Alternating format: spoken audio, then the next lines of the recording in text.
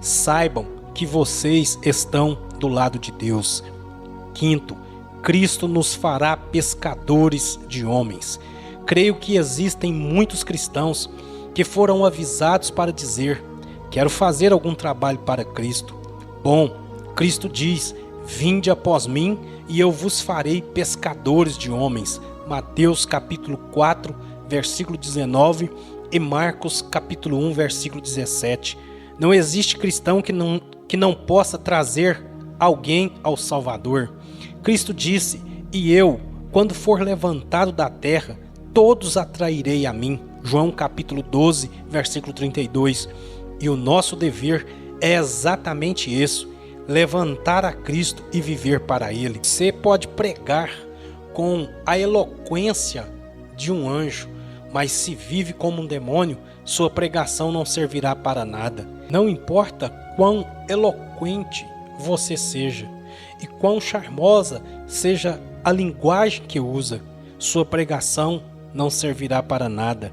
Nada vale seguir este homem ou aquele. Siga a Cristo e somente a Ele. Ele é quem diz que nos fará pescadores de homens.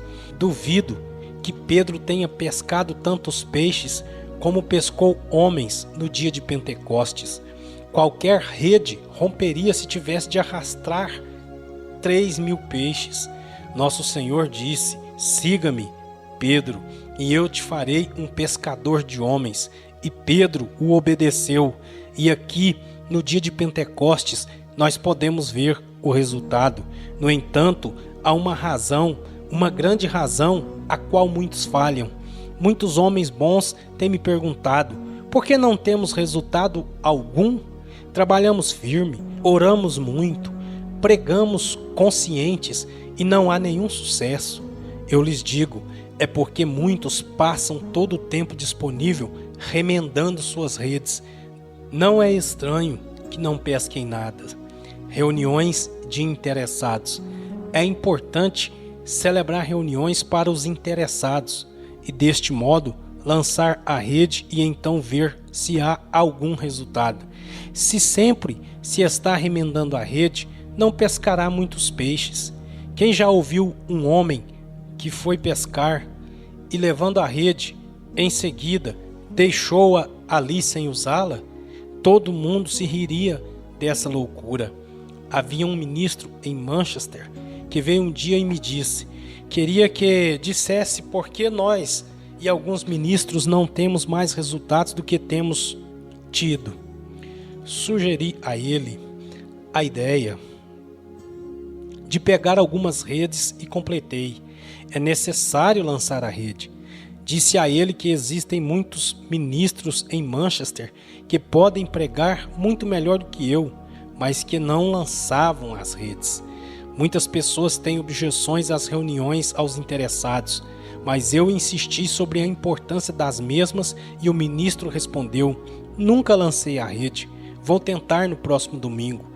Ele o fez e 8 pessoas interessadas, ansiosas, foram ao seu estudo.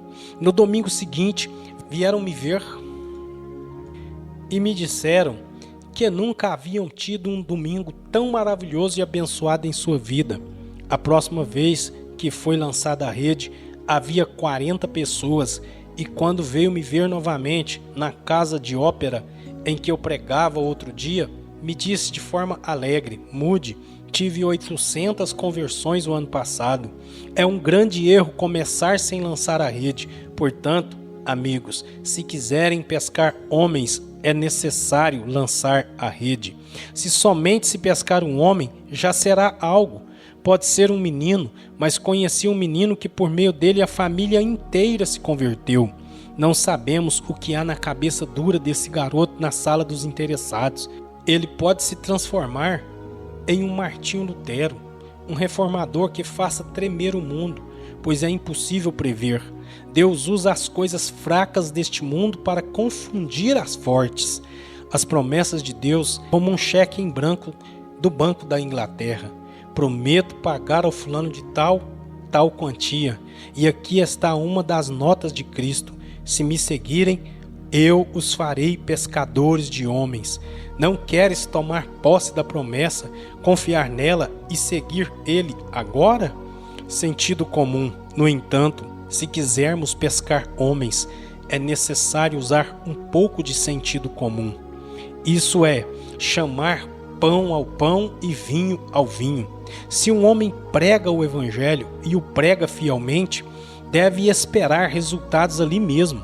Mas se depois que proclamar as boas novas, houver a necessidade que celebre uma reunião para os interessados, se é necessário uma nova reunião, é melhor que vá até a casa das pessoas e que pregue para elas e ore com elas, pois desta maneira centenas de pessoas serão atraídas a Deus.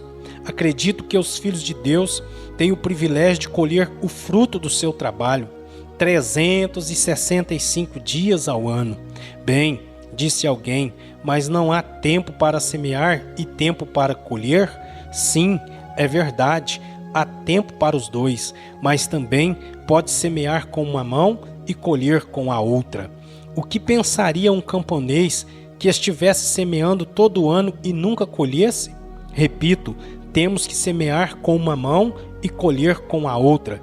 E se buscamos o fruto do nosso trabalho, nós o veremos. Se for levantado, todos atrairei a mim, disse Cristo. Por isto, temos que levantar a Cristo e buscar homens usando a isca apropriada. Há muitos que não fazem isto e depois se maravilham do fracasso de seu trabalho. Em vez disso, organizam todo tipo de diversão para verem homens pescarem. Começam a trabalhar de uma forma falsa. Vou dizer-lhe o que este mundo que perece necessita. Precisa de Cristo e Cristo crucificado. Há um vazio no coração de todo homem que precisa ser preenchido. E somente indo até eles com a isca apropriada é que os pescamos. Este pobre homem precisa de um Salvador. E se temos sucesso na pesca de homens, é porque pregamos o Cristo crucificado, não sua vida somente, mas também a sua morte. Somente sendo fiel em fazer isso, teremos sucesso. E por quê? Porque há uma promessa: vinde após mim e eu vos farei pescadores de homens.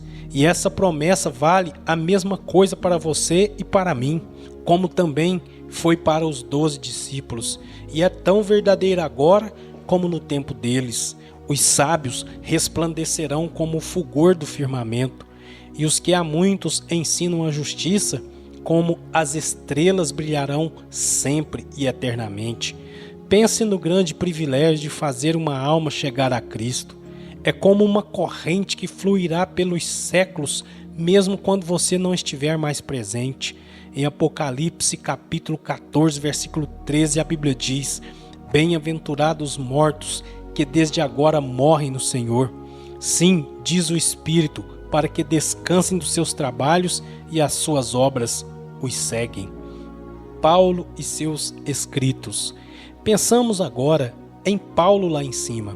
Há uma corrente de pessoas que vai ao céu cada dia e a cada hora, que são levadas a Cristo por meio dos escritos de Paulo. Paulo pôs em andamento uma corrente por meio dos seus escritos que vem fluindo há cerca de 2000 anos. Imaginemos os homens que sobem ao céu e dizem: Paulo, obrigado pela carta que você escreveu aos Efésios. Achei Cristo nesta epístola. Paulo, obrigado por escrever a carta aos Coríntios. Paulo, achei Cristo na epístola aos Filipenses. Sou muito grato, Paulo, pela epístola aos Gálatas. Achei Cristo nela. E assim, me imagino junto com essas pessoas subindo e agradecendo Paulo em todo momento pelo que ele fez. Quando Paulo foi posto na prisão, não cruzou os braços e ficou indolente. Não, começou a escrever epístolas que chegaram até nós ao largo das idades, levando milhares e milhares ao conhecimento de Cristo e Cristo crucificado. Sim, disse Cristo também a Paulo: te farei um pescador de homens se vens após mim.